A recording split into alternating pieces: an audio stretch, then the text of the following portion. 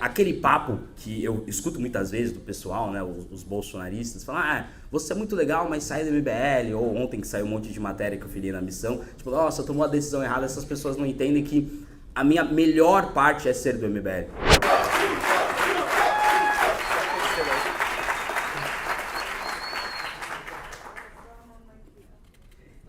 Boa tarde! Pô, tô muito feliz, cara. A Amanda quase me fez chorar aí. Não é acreditável. Uma curiosidade antes de começar. O Renan tava falando, não, ele escolheu sofrimento. Minha mãe, tipo, que história é essa, velho? Ele escolheu sofrer com a gente. Não vai ter sofrimento nenhum. Mas é verdade, né?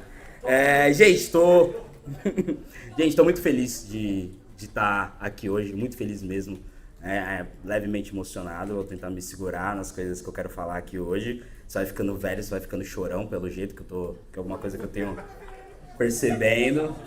Depois você vai envelhecendo, cara. Você vai ficando mais chorão. Pouquinho, puta de um chorão, né? Você tá falando? Todo evento do MBL o cara chora, velho. Você sabe bem, pelo jeito. Galera, 11 anos de Movimento Brasil Livre. 11 anos de Movimento Brasil Livre. Um fato que eu tava percebendo durante... Não sei se foi da fala da Amanda e da fala do Renato, que eu estava aí há 11 anos, há 10 anos, há 9 anos, né? E quando eu estava aí, os meus ídolos já eram essas pessoas. Quando eu entrei no MBL há 11 anos, essa já era a coordenação nacional do Movimento Brasil Livre. Esses já eram os meus ídolos. Eu lembro de ter mandado uma mensagem pro Renato Batista no grupo do MBL São Paulo, perguntando o que ele tinha achado do curso de Relações Internacionais, que eu tava pensando em entrar. E hoje o Renato Batista é meu melhor amigo.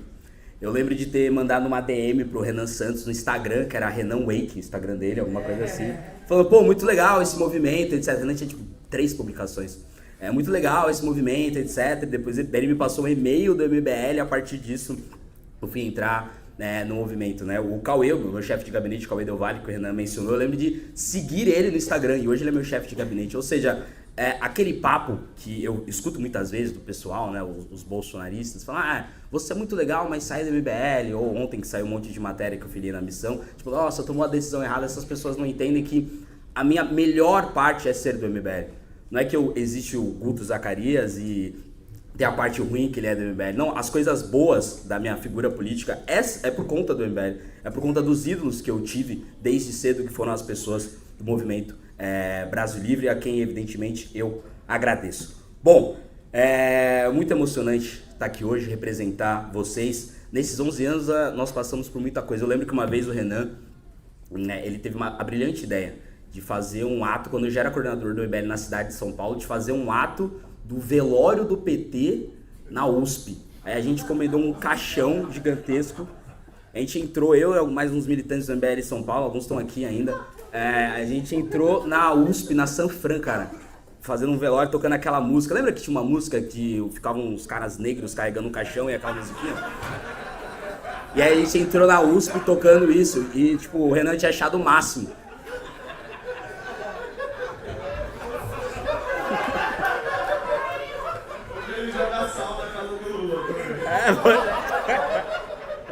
E tipo, não é que a gente foi fazer isso em qualquer lugar que já seria ridículo, a gente foi fazer isso na Sanfran, ou seja, tinha próximos ministros do Supremo Tribunal Federal lá, uma das pessoas mais inteligentes das próximas décadas, e a gente entrando com um caixão vermelho. E tipo, assim, foi uma das coisas mais vexatórias que eu já passei.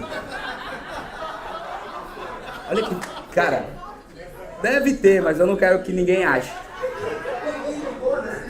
E eu lembro que tipo, a gente entrou e a gente achava que ia ser uma coisa afrontosa. Tipo, ficou só os estudantes da USP, tipo, o que é isso, cara? E a gente entrando com um caixão, com uma bandeira do PT e tocando aquela musiquinha lá. Assim, coisas ridículas nós passamos nesses 11 anos.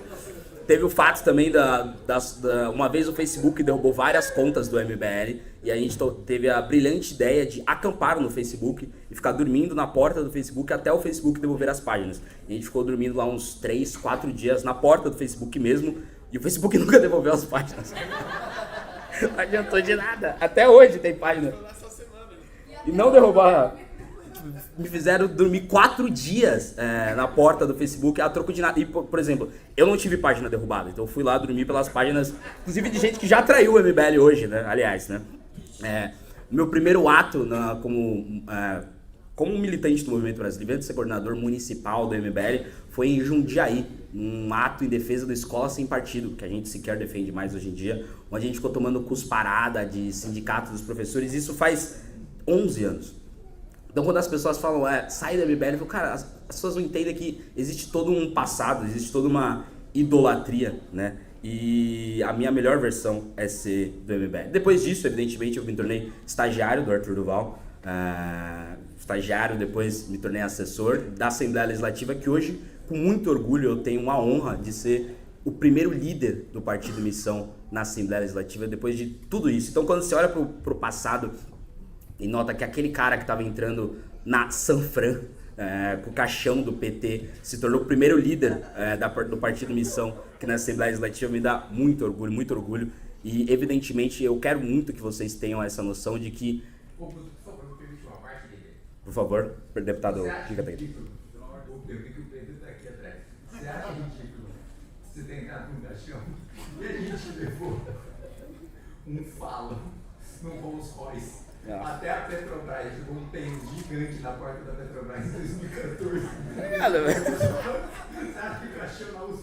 Não, e tinha uma ideia que o Renan sempre quis fazer e ninguém nunca fez, que era levar uma cruz gigantesca. Não tinha uma história assim, Renato?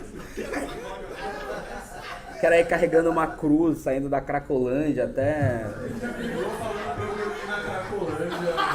Tinha essa história de dormir na Cracolândia. Mas eu vou na campanha dele na Cracolândia. Inacreditável, cara. Assim, se eu contar pra vocês todas as coisas, enfim, passaria horas aqui. Algumas deram certo, o Renan fez várias coisas geniais, como fundar o partido, fundar o movimento. Agora, teve cada ideia nada a ver no caminho que nós participamos. Tô vendo o Arthur Scara aqui. Que coisa ridícula que eu já fiz junto com o Arthur Scara, não tá no gibi, né? E muitas coisas boas, evidentemente. Então, aqui e hoje está presente alguma das pessoas mais importantes da minha vida aqui, né? Por exemplo, meus pais, meu pai, minha mãe, meu irmão, meu primo, pessoas que estão nos bastidores, vocês nem sabem, eu vi ali o Pedro Deirô, uma pessoa importantíssima na minha vida, uma das primeiras pessoas que me deram a oportunidade no Movimento Brasil Livre, o Oliver Delgado, que está aqui, o nosso querido professor chileno, foi meu chefe por muito tempo, me salvou várias vezes de não poder estar aqui por poder ter sido demitido, que várias vezes eu, inclusive, mereci.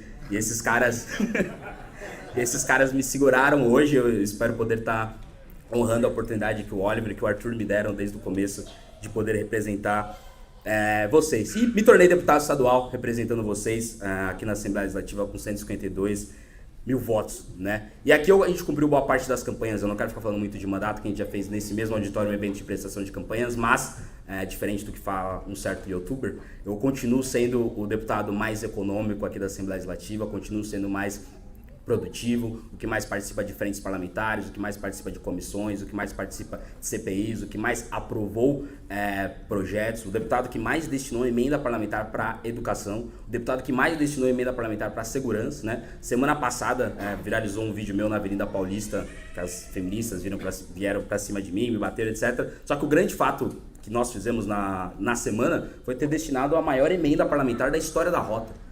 3,2 milhões de reais destinadas para a história para a Rota, né? A articulação do grande Renato Batista, ou seja, coisas grandiosas representando você. E quando a Amanda estava discursando, eu percebi que era natural que isso acontecesse, porque eu não teria o direito de não fazer um mandato tão bom, né? Eu não teria esse direito. Primeiro porque a melhor coisa do meu mandato é a minha equipe. Essa é a melhor coisa. Eu falo que eu sou a cara de uma equipe gigantesca, muito trabalhadora, muito criativa no jurídico, na comunicação, em todas as áreas, dos estagiários ao chefe de gabinete. São pessoas muito talentosas e esse talento vai transbordando para ter, inclusive, os próximos mandatos. Então, é uma equipe maravilhosa que eu agradeço todos os dias e não me canso de parabenizar. E eu não poderia não fazer um trabalho tão bom. Primeiro porque os meus eleitores são vocês.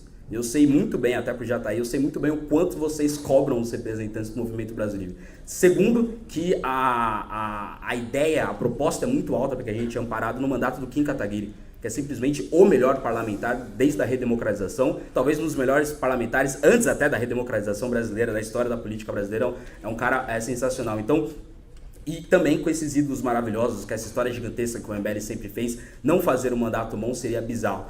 E o principal, e é uma coisa mais pessoal, é que eu não teria o direito de não fazer um mandato tão bom depois de ter vivido o que eu vivi junto com o Renato e com a Amanda na campanha de 2022, de ter visto eles não vencerem a eleição, e aí o cara que venceu a eleição representando eles para deputado estadual não fazer um mandato tão bom representando as ideias dele.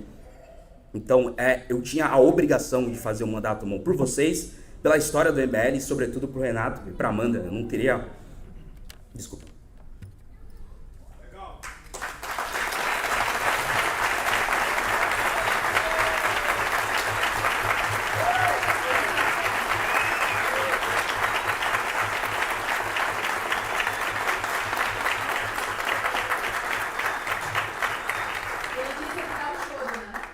Culpa sua.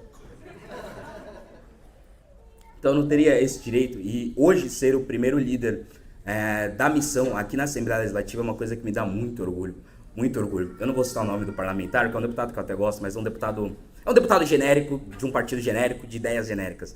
E aí esses dias eu estava conversando com ele e ele viu que eu tinha saído do União Brasil, e o União Brasil é um dos maiores partidos do Brasil, né? Tem tantos deputados, tantos senadores, tantos governadores, toda aquela estrutura, todos aqueles cargos, todo aquele dinheiro. E aí quando ele viu que eu, na cabeça dele, né, que eu saí de um partido tão grande para ir para um partido nanico, ele veio me falar, tipo, cara, nossa, por que você fez isso, cara? Mas, porra, e ele era um partido menor que no Brasil, mas, pô, tenta falar com a fulana, que é a presidente do partido, acho que daria espaço para você tá crescendo tanto, o que aconteceu, cara? Eu fiquei olhando, tipo, é verdade, eu acho que essa é a visão que eles têm, né? Nossa, você saiu do União Brasil para ir pra esse partido pequeno, tipo, nossa, tá lascado. E o lance é, eles não entendem. Né? Eles não entendem, eles achavam, eu lembro de uma reunião que eu tive com o Renato, que achavam que o partido não ia sair, tipo, e quando, que a gente não ia conseguir as assinaturas primeiro. Depois que a gente conseguiu as assinaturas, nossa, mesmo com as assinaturas isso não vai rolar. A gente não vai rolar sim, fica tranquilo que vai rolar. E hoje em dia eles acham que nós não vamos vencer as eleições, eles sempre estão atrás, e nós sempre... Lá ele me fez, né? Eles sempre estão atrasados, e nós sempre estamos... na vanguarda. E o grande lance é que essa é a ideia. Nós queremos que os partidos genéricos, né, não é essa coisa bolsonarismo, Lula, mas sobretudo os partidos genéricos, que eles vejam a nossa ideia e não entendem. Porque o grande lance é que eles não entendem que esse é o partido, né? Não são os outros. Esse é o partido. Esse é o partido que vai aumentar a pena para crime hediondo.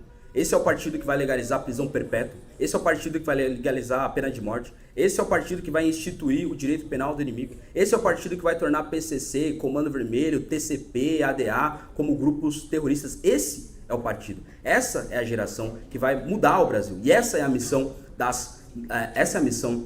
da nossa geração. E eu tenho certeza que esse ano é um ano eleitoral, nós teremos resultados brilhantes e eu serei o primeiro líder da missão, sou o primeiro líder da missão e teremos vários, né? Espero que Renato seja o próximo líder da missão aqui na Assembleia e teremos uma belíssima bancada aqui na Assembleia Legislativa e teremos uma bela bancada na Câmara dos Deputados. Eu vi que teve evento da Missão Mulher, espero ter elas como representantes aqui na Assembleia Legislativa, dos outros estados, como vereadoras, prefeitas na Câmara dos Deputados, e essa será a missão da nossa geração, e eles não entendem que é aqui que está a verdade, é aqui que estão os verdadeiros valores. E, para terminar, no Partido da Onça, podemos dizer que chegou Pantera Negra. Obrigado, gente.